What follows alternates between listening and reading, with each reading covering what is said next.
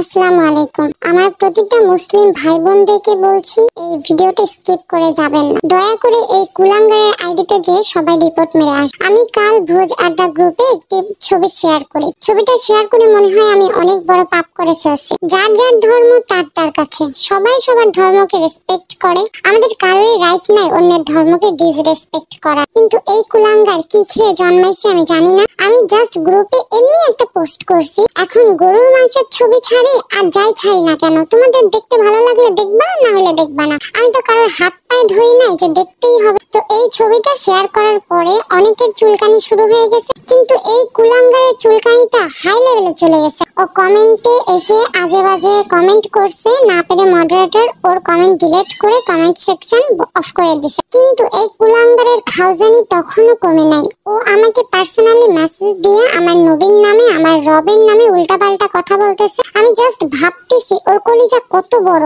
ও আমার নবীর নামে বলতেছে, ও তো আমার নবী সম্পর্কে কিছু জানেই না। ও মুসলিমদের পায়ের নখের যোগ্য। আমি জাস্ট ভাবতেছি মানুষ যেরকম মুরগি পোড়ায় খায়, ঠিক সেভাবে আল্লাহ ওর মরার পরে ওর পিছন দিয়ে রড ঢুকায় ওরে এমন গ্রিল বানাবে। আচ্ছা, আমার নবী কিন্তু কোনো ধর্মকে অপমান করে নাই, ইভেন আমাদেরকেও শেখায় নাই অপমান করার। আমার মনে হয় কোনো ধর্মই শেখায় না খারাপ কাজ করতে। কেউ কখনো বলতে পারবে আমরা মুসলিমরা কারো ঘাড়ে চেপে বসে আছি? তোমাদের ধর্ম তোমরা পালন করো, তোমরা কুত্তা খাও কি শুকর খাও, এটা তোমাদের ব্যক্তিগত ব্যাপার। আমরা তো কিছুই বলতে যাই না। তো আমরা গরু খেলে তোমাদের এত জ্বলে কেন?